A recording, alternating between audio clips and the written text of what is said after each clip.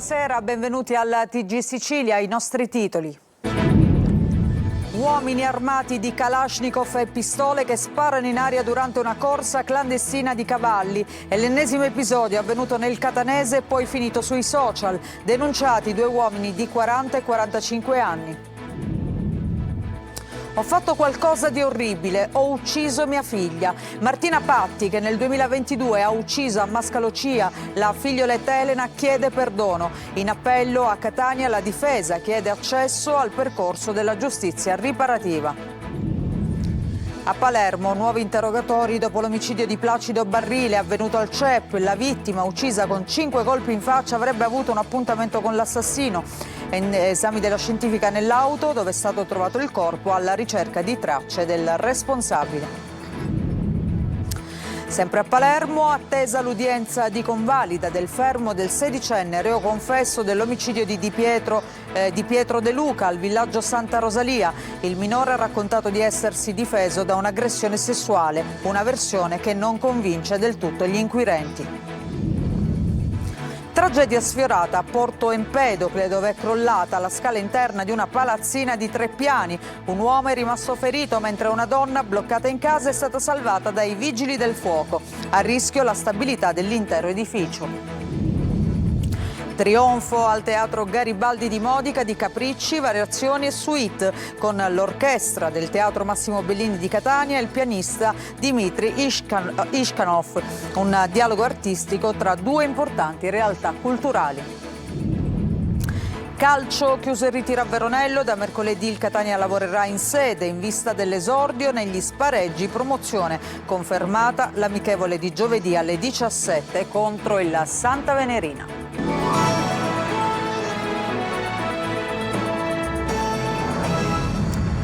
Bentrovati, apriamo con la cronaca questa edizione della sera del nostro telegiornale con una corsa di cavalli clandestina con uomini armati di Kalashnikov e pistole che sparano in aria. A Palagonia la criminalità non teme di mostrarsi, le immagini infatti finiscono sui social, ma vediamo il video e sentiamo il servizio di Desiree Ferlito.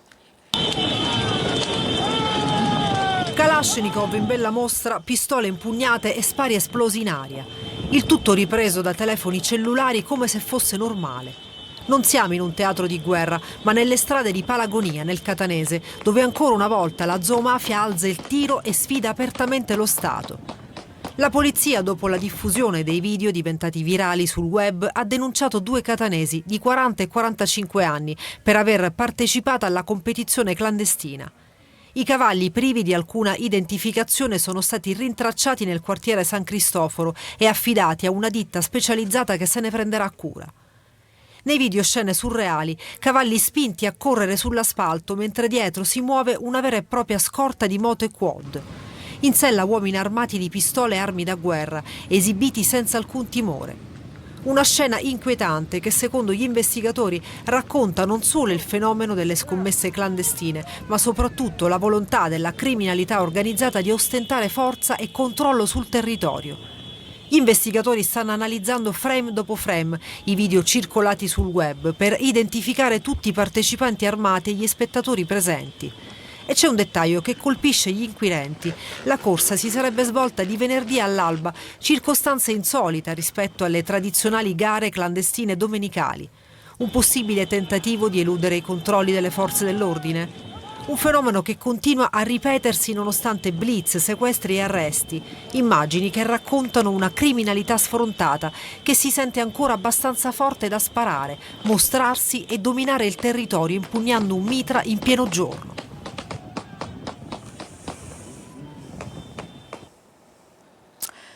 Accesso al percorso della giustizia riparativa è la richiesta dalla Corte d'Assise d'Appello di Catania dei difensori di Martina Patti, la 26enne condannata a 30 anni di reclusione per l'omicidio della figlia Elena di quasi 5 anni. La richiesta è stata avanzata dopo che l'imputata in videocollegamento ha chiesto perdono per aver fatto qualcosa di orribile. Ho ucciso mia figlia, queste le sue parole.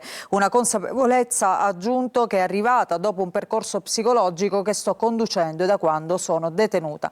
Alle ipotesi si sono opposti la Procura Generale e l'avvocato del papà della bambina e dei nonni paterni. Martina Patti, rea confessa, ha ucciso la figlia con un'arma da taglio nel giugno del 2022 e poi l'ha seppellita in un campo vicino a casa a Mascalucia, simulando pure il rapimento della bambina. Sono ripartiti gli interrogatori della pool Frana della Procura di Gela che indaga sullo smottamento del 25 gennaio scorso a Niscemi. Per oltre 9 ore negli uffici della Procura è stato ascoltato il sindaco di Niscemi, Massimiliano Conti, sentito come persona informata sui fatti. Il primo cittadino si era presentato stamattina davanti ai magistrati con un grosso faldone pieno di documenti, atti amministrativi e relazioni tecniche raccolte dagli uffici comunali. Un interrogatorio fiume condotto dal procuratore capo Salvatore Velle e dai magistrati del pool che coordinano l'indagine per disastro colposo e danneggiamento seguito da frana. A Palermo nuovi interrogatori dopo l'omicidio al CEP, forse la vittima, uccisa con 5 colpi in faccia, aveva un appuntamento con l'assassino. Gli esperti della scientifica esaminano palmo a palmo l'auto dove è stato trovato il corpo di Placido Barrile, questo è il nome appunto della vittima, alla ricerca di tracce dell'assassino. Marco Gullà. Sono proseguiti per tutta la giornata di ieri gli interrogatori di parenti e amici di Placido Peppe Barrile, l'uomo ucciso sabato sera nel quartiere CEP con diversi colpi di pistola al volto. Il corpo era dentro la sua auto, una Smart parcheggiata in via Paladini, rione CEP, periferia ovest di Palermo. Gli inquirenti puntano su diverse piste, forse Barrile aveva un appuntamento con il suo assassino per un chiarimento, magari relativo a un debito di droga, o forse la discussione è poi degenerata fino a sfociare nella tragedia. Ad indagare sono i carabinieri del nucleo investigativo, intanto i militari della scientifica hanno proseguito gli accertamenti sull'auto della vittima alla ricerca di tracce dell'assassino. Le immagini delle telecamere di videosorveglianza della zona potrebbero rivelarsi fondamentali a ricostruire il film dell'omicidio, un movente che potrebbe essere lo stesso della sparatoria avvenuta in questi giorni prima in via Don Minzoni e poi in via Montalbo, dove sono rimasti feriti Danilo Dignoti, il bersaglio dei killer, e una donna per errore. Potrebbe esserci un filo rosso con le ultime sparatorie che tanta paura stanno destando in città. E restiamo a Palermo perché è attesa l'udienza di convalida del fermo del sedicenne reo confesso dell'omicidio di Pietro De Luca al villaggio Santa Rosalia. Il GIP attenderà fino all'ultimo giorno utile prima di ascoltare il minorenne. Sentiamo Manlio Viola. Si indaga a tutto campo intorno all'omicidio di Pietro De Luca, l'infermiere di 69 anni trovato con la testa fracassata nel suo casolare di via Buonpensiero al villaggio Santa Rosalia di Palermo.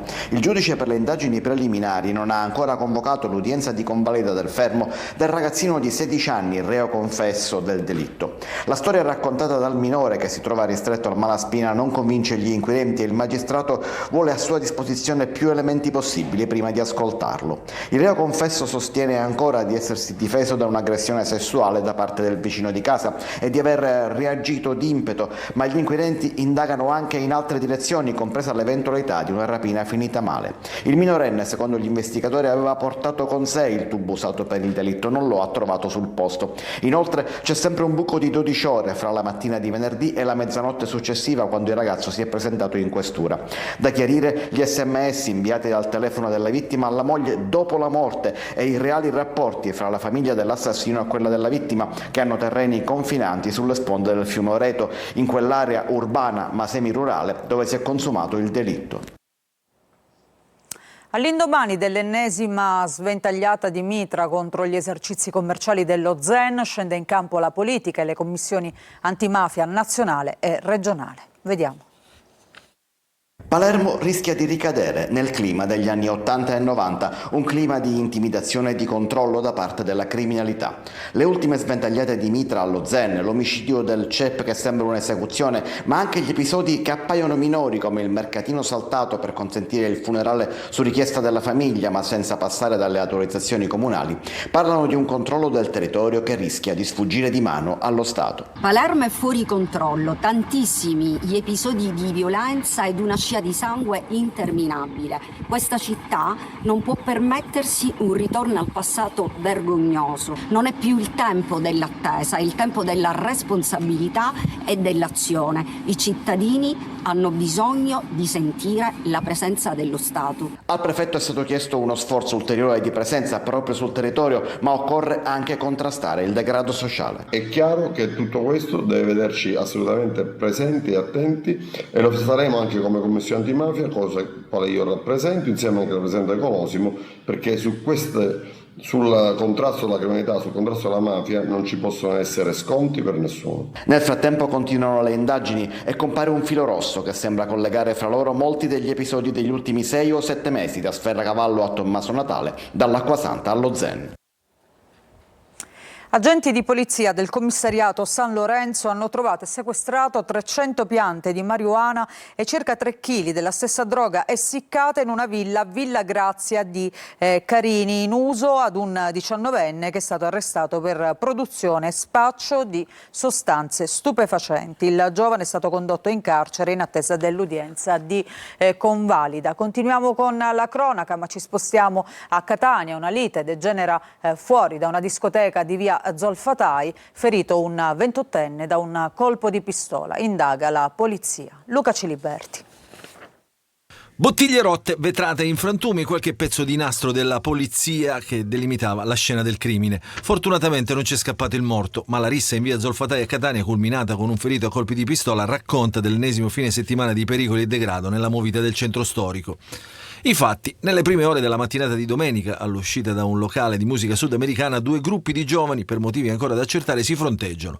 Botte, spintoni e urla. In preda ai fumi dell'alcol, la lite degenera.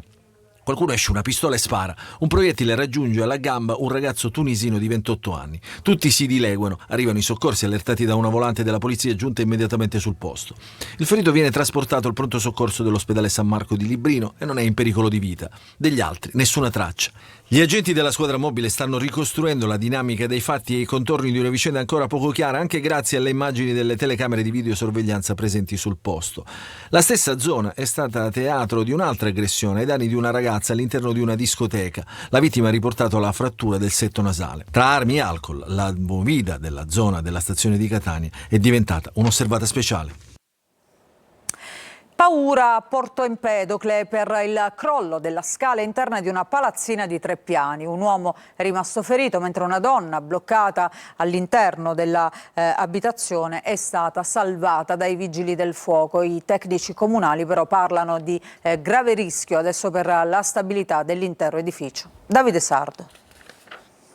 Attimi di paura a Porto Empedocle per il crollo della scala interna di una palazzina di 3 piani nel centro storico della città.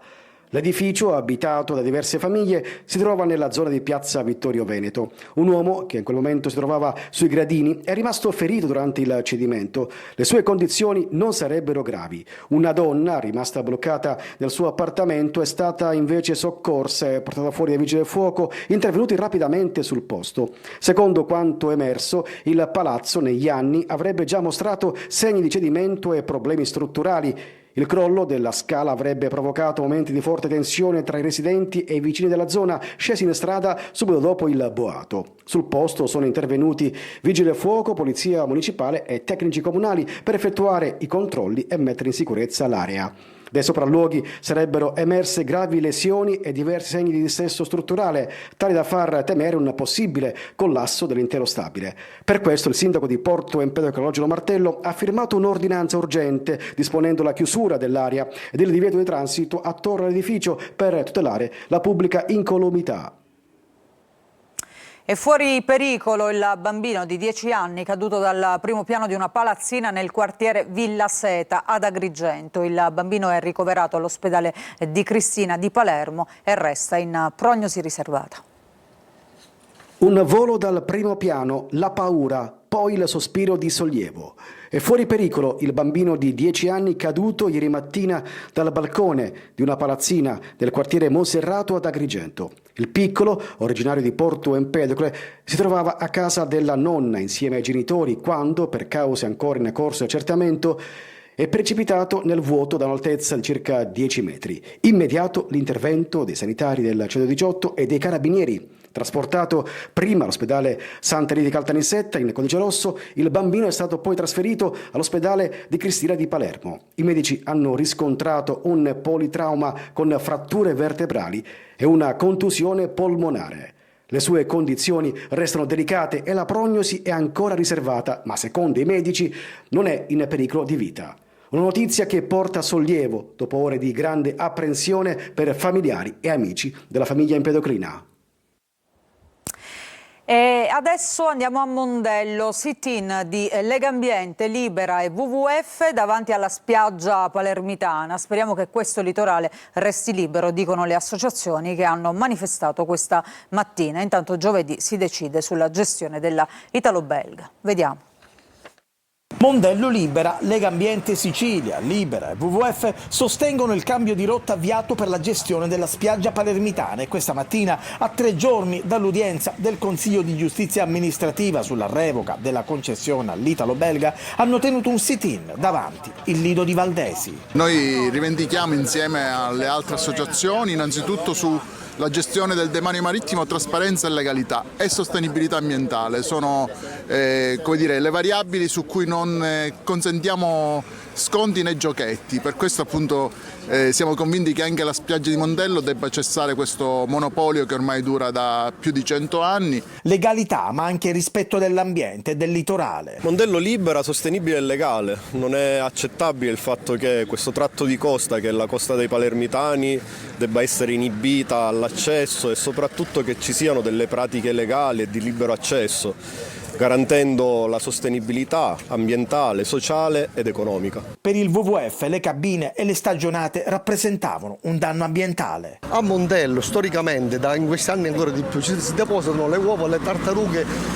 caretta caretta, che sono tartarughe protette, dove depositano le uova, e noi abbiamo documenti storici, documenti reali, dove la tartaruga è stata costretta a deporre le uova perché c'era al di qua nello spazio che non è usuale per loro, ma perché trovavano la staccionata e non potevano andare avanti. Su mia richiesta è stato congelato l'aumento delle tariffe annunciato da Caronte in Tourist per i collegamenti con le isole minori siciliane. Sono le parole del presidente della regione siciliana Renato Schifani, che in un post su Facebook prosegue in settimana. È già previsto a Roma un incontro tra i dipartimenti infrastrutture della regione siciliana e del Ministero delle Infrastrutture e dei Trasporti per dare attuazione alla soluzione individuata assieme al ministro Salvini, all'assessore Aricò e al vice ministro Edoardo Rixi. Non possiamo permettere, prosegue il governatore, che cittadini, lavoratori e imprese delle isole minori subiscano il costo della condizione di insularità, e per questo continuiamo a lavorare per garantire collegamenti efficienti e tariffe sostenibili. E adesso a Caltanissetta torna al centro del dibattito il caso del Parco Dubini, chiuso ormai da mesi. Stamattina cittadini e associazioni si sono ritrovati davanti ai cancelli dell'area verde per chiedere la riapertura del parco. Rita Cinardi. Cancelli chiusi, erba che continua a crescere e centinaia di cittadini rimasti fuori da quello che per anni è stato uno dei luoghi più vissuti della città. Questa mattina Caltanissetta è tornata a chiedere a gran voce la riapertura del Parco Dubini, chiuso ormai dall'inizio dell'anno. In un primo momento lo stop era stato disposto a causa dell'allerta meteo, ma superata l'emergenza i cancelli non sono stati più riaperti. Nei mesi scorsi il direttore generale dell'ASP, proprietaria dell'area, aveva spiegato che dopo il trasferimento della centrale del 118 all'interno del parco non si svolgono più attività sanitarie e che sarebbero necessari interventi di manutenzione per renderlo nuovamente fruibile, interventi che l'azienda sanitaria non riuscirebbe a sostenere per mancanza di fondi. Il Comune già sta facendo questo, darà il proprio contributo se c'è la regia dell'ASP. L'ASP deve tendere la mano e sono certo che lo farà, perché comprende la valenza di questo parco. Il Parco Dubini non è una spesa, è un investimento e noi vogliamo dare il nostro contributo. Il parco prima della chiusura era frequentato quotidianamente da sportivi, famiglie, anziani e persone con disabilità. Nell'area si svolgevano anche attività educative e ludiche promosse dal Legambiente con bambini e scuole. Caltanissetta va perdendo pezzi uno dopo l'altro. Il Parco Dubini è un chiaro esempio. Non esistono luoghi a Caltanissetta dove le generazioni, le nuove generazioni, le persone più anziane, i pensionati, i ragazzi, tutti e tutte possano riunirsi e ritrovarsi. Un'idea di passare il tempo libero in mezzo alla natura. Il Parco Dubini è un bene importantissimo, molto molto frequentate in questi anni, in un luogo di scambio intergenerazionale che viene privato ai cittadini e alle cittadine. A Catania, scuole, parrocchie, enti locali e terzo settore stipulano un patto educativo per San Cristoforo. Ci spiega tutto Tonino De Mano. Una firma dietro l'altra, scuola, parrocchie, enti locali e terzo settore che fanno rete con l'unico obiettivo di preservare la legalità a San Cristoforo, uno dei quartieri difficili di Catania. Un'alleanza educativa, un patto di comunità che mette al centro i problemi comuni come le famiglie in stato di povertà, la dispersione scolastica e lo spaccio di droga. È una piaga quello dello spaccio anche da parte di bambini o ragazzini qui a San Cristoforo. E allora cosa fare? E allora sicuramente valorizzare attraverso questa rete sinergica, ecco, le varie realtà, essere presenti e saper ascoltare in modo particolare le realtà delle famiglie e dei giovani. Togliere un bambino dalla strada quanto è importante per voi? Togliere un bambino dalla strada significa recuperarlo e soprattutto attenzionare i bisogni.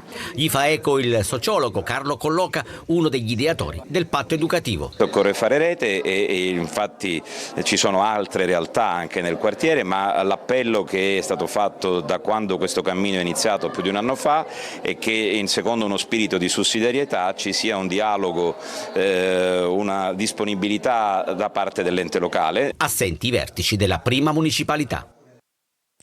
E adesso musica, trionfo al Teatro Garibaldi di Modica di Capricci, variazioni e suite con l'orchestra del Teatro Massimo Bellini di Catania e il pianista Dmitry Ishkanov. Sentiamo Veronica Barbarino.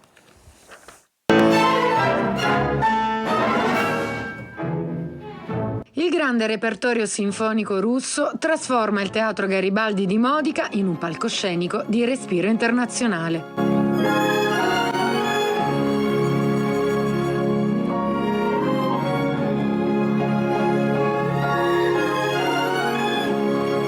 L'orchestra del Teatro Massimo Bellini di Catania, guidata dal direttore Giuseppe Grazioli, con la partecipazione del giovane pluripremiato pianista Dmitry Ishkanov, ha portato in scena capricci, variazioni e suite. Un trionfo di colori orchestrali, virtuosismo e forza evocativa.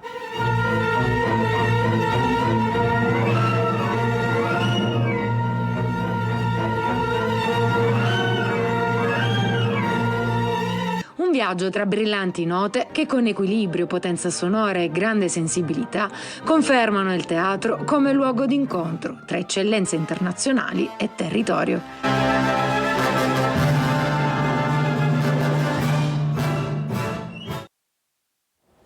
Facciamo una pausa, ritorniamo tra poco con la nostra pagina dedicata al calcio.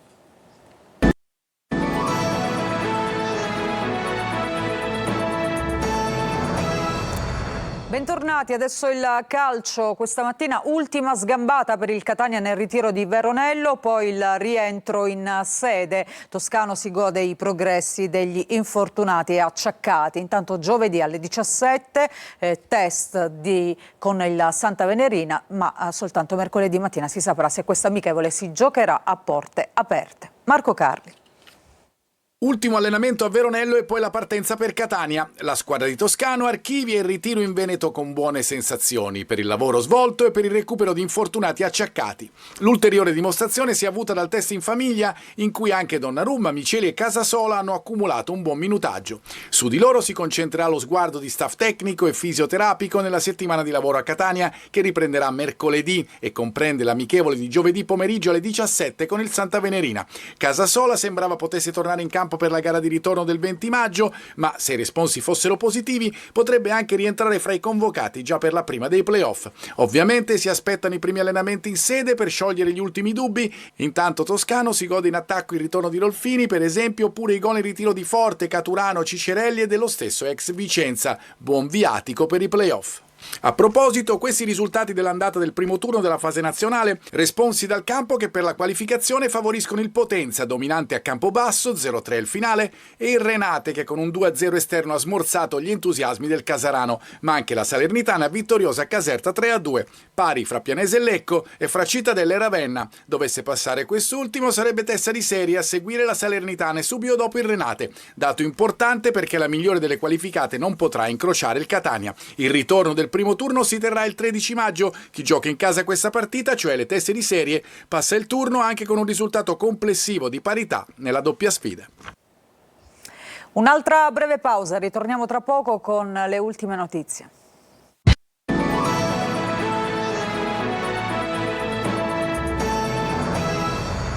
Un medico di 49 anni è ricoverato in gravissime condizioni all'ospedale Sant'Elia di Caltanissetta dopo essere precipitato dal quarto piano della sua abitazione. La dinamica dell'episodio è ancora in corso di accertamento. Al momento non è chiaro se si sia trattato di un gesto volontario oppure di un incidente. Con questa notizia ci fermiamo. Grazie per averci seguito. Vi auguro un buon proseguimento di serata.